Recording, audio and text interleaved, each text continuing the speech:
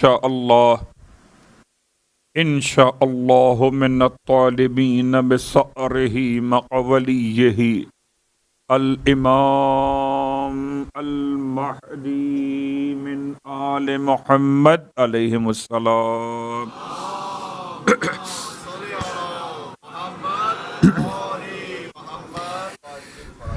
صلى الله عليك يا أبا عبد الله. السلام عليك يا ابن رسول الله. السلام عليك يا بنت الحسين الشهيد. سامعین گرامی قدر، حاضرین ذوی الاحترام، آپ کی خدمت مقدس میں سورہ مبارکہ آل عمران کی آیت نمبر 7 اور بعنوان خصائص اہل بیت علم اور حلم کے باب میں گفتگو آپ کی خدمت میں امام محمد باقر علیہ الصلوۃ والسلام کے اللہم صلی اللہ تذکرہ مقدسہ تک پہنچی تھی، اور آج سلسلے گفتگو کو اگلی منزل پر جانا ہے۔ اس سے پہلے آپ کی خدمت میں 2-4 جملے بیان کرنا چاہوں گا کہ پروردگار عالم نے روئے زمین پر افضل ترین مرحلے کو جب انتخاب فرمایا تو مرحلہ علم کا انتخاب کیا ہے۔ یہ خدا کا فیصلہ ہے کہ علم کی فضیلت جہل کے مقابلے پر روز روشن کی طرح کل بھی آیا تھی اور آج بھی آیا۔ حسن اتفاق ہے کہ پورے قرآن مجید میں اگر آپ لفظ علمن کو تلاش کریں، عین لام میم علم کے بعد آخر میں کھڑے زبر کی علامت علمن، کیونکہ یہ جملہ ہمیں ویسے یاد ہو نہ ہو مگر سب کو صلوات پڑھ لیں محمد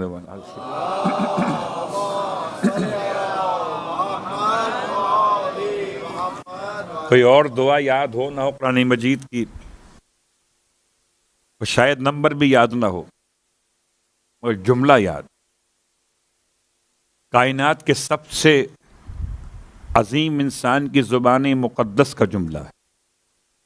خدا اپنے حبیب سے ارشاد فرماتا ہے قل ربی زدنی علما۔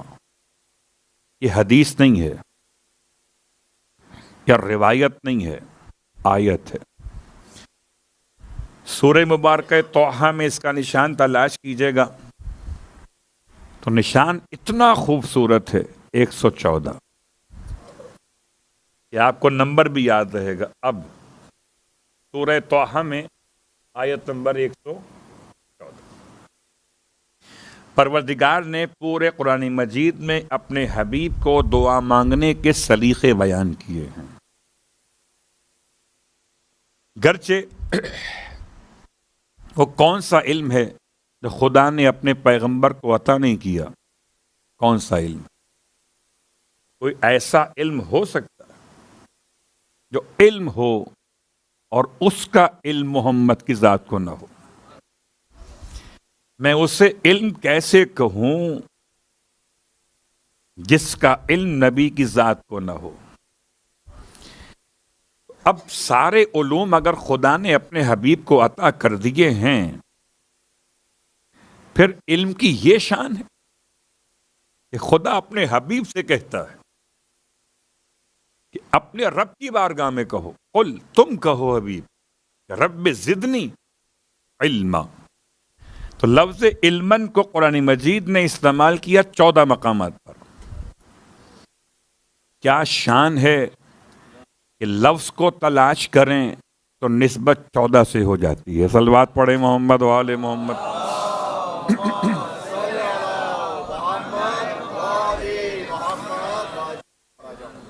جتنے بھی علوم کائنات ہیں وہ سب کے سب خدا نے اپنے حبیب کو عطا فرمائے ہیں.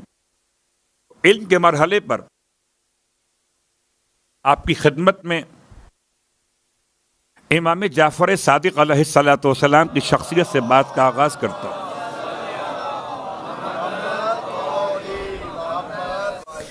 کاش کہ وہ دن نصیب ہوتے کہ ہماری اور آپ کی سماعتیں امام علیہ السلام کے الفاظ مقدس کو سننے کا شرف حاصل کرتی. کیا شائستگی ہے کلام میں، کیا الفاظ کی ادائیگی ہے لہجے میں. ایسا لگتا ہے جیسے زمین پہ خدا بول رہا ہے. اللہ، یہ حجت خدا بول رہا ہے. زبان وحی سے لگتا ہے کہ زمانے کا مصطفیٰ بول رہا ہے. کبھی مسجد کوفہ میں بول رہا ہے، کبھی مسجد سہلہ میں بول رہا ہے، کبھی مسجد نبوی میں بول رہا ہے، اور کبھی کربلائے معلی میں بول رہا ہے، اور کبھی وادی سلام میں، اور کبھی نجف کی وسعتوں میں. امام کے الفاظ مقدس روشنی بکھیر رہے ہیں. اللہ، کہاں کہاں تلاش کریں آثار علم معصوم. امام کی خدمت میں آنے والے افراد میں مکہ مکرمہ میں ایک ایسے شخص کی آمد ہے جس نے آنے کے بعد امام کی خدمت میں سوال رکھا ہے. اور یہ آنے والا شخص نہ تو مکی ہے نہ مدنی ہے، نہ ہاشمی ہے نہ عربی ہے. اس کا لب و لہجہ، اس کا قد و قامت، اس کا رنگ اور جمال کسی سے ملتا ہی نہیں. یہ امام کی خدمت میں آ کر سوال کرتا ہے گناہ عظیم کے حوالے سے کہ اگر کسی انسان نے گناہ عظیم انجام دے دیا ہو تو اسے کیا کرنا چاہیے. حلم اپنے مقام پر ہمارے عنوان میں شامل ہے، اور میں اس سے پہلے غالباً پہلی مجلس میں اشارہ کر چکا تھا کہ قرآن مجید میں لفظ حلم استعمال نہیں ہوا حلم کے معنی میں، حلیم استعمال ہوا ہے بصفت مشبہ.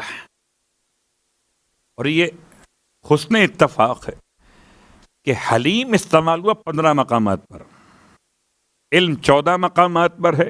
ایک قدم آگے بڑھ کر حلیم کے لفظ نے علم کے لفظ پر غلبے کو حاصل کیا. حلم استعمال نہیں، حلم استعمال ہوا. اور آپ تو صاحبان علم و ادب ہیں. ہا پر پیش ہو، ہا پر زبر ہو، ہا پر زیر ہو، ان تینوں کے معنی الگ ہو جاتے ہیں. ہا پر زبر ہو تو خواب کے معنی میں ہے، ہا پر پیش ہو تو سنے بلوغ کے معنی میں ہے، اور ہا کے نیچے زیر ہو تو بردباری کے معنی میں ہے. اور اب سوال کو بیان کرنے سے پہلے آپ کی خدمت میں تھوڑا سا آج لفظ حلم پر ایک آیت اور پیش کر دوں. اور یہ آیت سورہ مبارکہ آل عمران کی آیت نمبر 159 ہے. پروردگار عالم نے ارشاد فرمایا اپنے حبیب کی شان کو بیان کرتے، فَبِمَا رَحْمَةً مِّنَ اللَّهِ لِنْتَ لَهُمْ. یہ اللہ کی رحمت تھی حبیب کہ آپ اتنے نرم ہیں. لِنْتَ لَهُمْ، اتنے نرم ہیں. وَلَوْ كُنْتَ فَظًّا غَلِيظَ الْقَلْبِ لَانْفَضُّوا مِنْ حَوْلِكَ. حبیب اگر آپ ہوتے فَظًّا مطلب بد مزاج، غلیظ القلب دل کے لحاظ سے سخت گیر. کہ ترجمہ کرنے والوں نے یہاں لکھا ہے سخت مزاج. ایک ہے بد مزاج، ایک ہے سخت مزاج. دونوں الگ الگ ہیں، حالانکہ نتیجہ ایک ہی ہوتا ہے. صلوات پڑھیں محمد و آل محمد. آسان کر دو، نتیجہ ایک نہیں ہوتا کہ دونوں کے انداز مختلف ہیں. بد مزاج اور ہے، سخت مزاج اور ہے.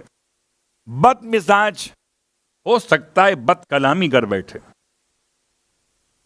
سخت مزاج بد کلامی نہیں کرتا، مگر الفاظ کے ادائیگی میں لہجے کو اتنا سخت کر لیتا ہے. یہ دونوں صفتیں الگ الگ. وَلَوْ كُنْتَ حبیب، اگر آپ ہوتے فَظًّا بد مزاج، غلیظ القلب دل کے لحاظ سے سخت مزاج، لَانْفَضُّوا مِنْ حَوْلِكَ تو یہ سب کے سب آپ کے پاس سے اٹھ کے چلے جاتے. بڑا سخت مرحلہ ہے. آپ کا سننا بھی آسان، میرا پڑھنا بھی آسان. ذرا تصور کریں احد کے واقعے کے بعد پیغمبر کا حوصلہ، کیا بردباری پیغمبر ہے. 1000 لوگ چلے تھے، 300 نکل گئے، یعنی 1/3، ایک تہائی تقریباً. سمجھیے پیغمبر کو راستے میں چھوڑ کر چلے گئے. باقی جو بٹھائے تھے جبل رمات، جبل عینین پر، ان 50 میں سے 40 مال غنیمت کی لالچ میں اتر گئے، اور جو میدان میں اترے وہ عجیب انداز سے چلے گئے. اب ان کے انداز کو بیان کرنا وہ ایک الگ موضوع ہے. بس ایک جملہ کافی ہے. جب مدینہ منورہ میں 3 دن کے بعد لوٹ کے واپس آئے ہیں، اور عجیب جملہ ہے مورخین کا ترتیب سے واپس آئے تھے. تو گئے تو بے ترتیب. صلوات پڑھیں محمد و آل محمد.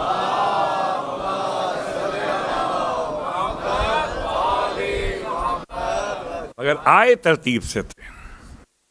پیغمبر کا حوصلہ دیکھیے. اللہ کے رسول نے نہ تو اپنے پاس سے اٹھایا، نہ بد دعا کی، نہ ان کے بارے میں سخت جملات کہے. اسی آیت کے ذیل میں یہ پورا پس منظر آپ کو ملے گا. اٹھائیے تفاسیر قرآن کہ بردباری کا مطلب غربت نہیں ہے. بردباری کا مطلب، حلم کا مطلب کپڑے پھٹے ہوئے ہوں اس پر صبر کرنا نہیں ہے.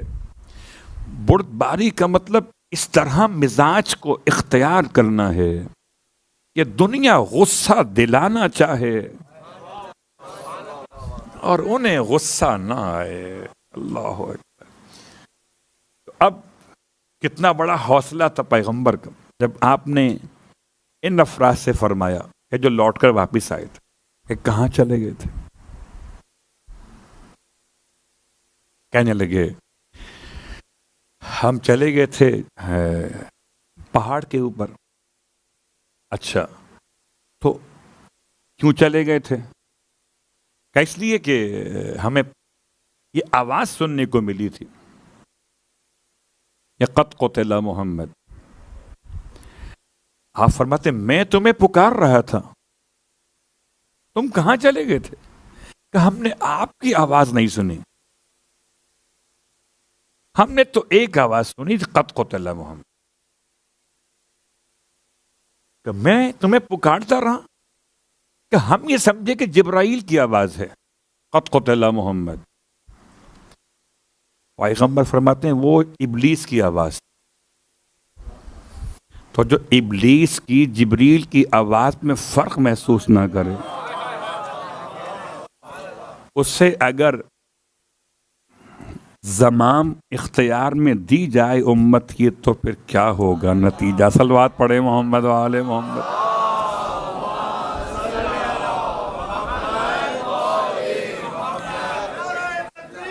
اللہ اکبر.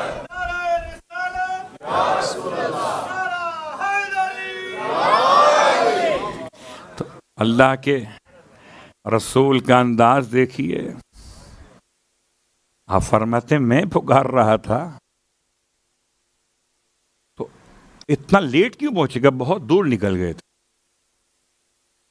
اس کے بعد بھی پیغمبر کے چہرے پر کوئی جلال کے آثار نہیں ہیں۔ اللہ، یہ ہے پیغمبر کا لنتا لہم، یہ ہے پیغمبر کا، یہ نہ تو فظ ہیں نہ غلیظ القلب ہیں، ورنہ اس سے سخت ترین امتحان کے پیغمبر کے دانت شہید ہوگا۔ اگر یہ تمام معاجرہ نہ ہوتا، لوگ چھوڑ کے نہ جاتے، تو شاید یہ نہ ہوتا۔ پیغمبر کے چچا کی لاش کی ایسی حالت کر دی گئی کہ دیکھنے قابل نہیں تھی۔ ان سارے صدمات کے بعد پیغمبر نے جس حلم کا مظاہرہ کیا، وہی حلم ہے جو آل محمد میں چلا آتا ہے، کہ جیسے علم چلا آتا ہے ویسے حلم چلا آتا ہے۔ میں یہ سمجھتا ہوں علم تو صاحبان طلب کے لیے ہے، حلم صاحبان جہالت کے لیے۔ یہ مظاہرہ پیغمبر کا، آل پیغمبر کا، کہ نفرات کے لیے۔ البتہ جو واقعہ کی خدمت میں عرض کر رہا تھا، بس صاحب علم ہیں، سوال کر رہے ہیں کسی اور کے حوالے سے۔ کبھی کبھی ایسا ہوتا ہے، اور شاید خدا کرے دوبارہ کبھی وہ موقع بنے کہ کبھی فقہی سوالات کا ایک عنوان قائم ہو، تو کوئی ایک سوال کرتا ہے، اپنے لیے نہیں کرتا، ہو سکتا ہے کسی اور کے لیے کر رہا ہو، تو کسی کا سوال کسی کو فائدہ پہنچائے تو ثواب سب کو مل جاتا ہے۔ جیسے کسی کی دعا پر کوئی آمین کہے،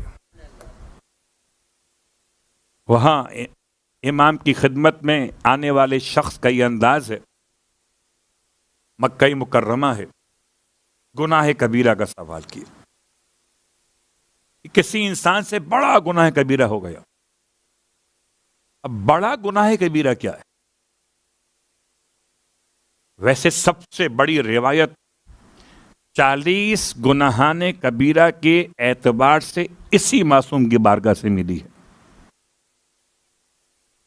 چھٹے امام کی خدمت سے جو کچھ نصیب ہوا ہے، اتنا نصیب ہوا ہے کہ ہر بندہ بشر خوش نصیب ہو گیا ہے۔ اتنا نصیب ہوا علم، اتنا نصیب ہوا۔ اللہ اکبر۔ تو آپ نے سوال کر لیا، ارشاد فرمایا، تو کیا گناہ کبیرہ ماہ رمضان کا واجب روزہ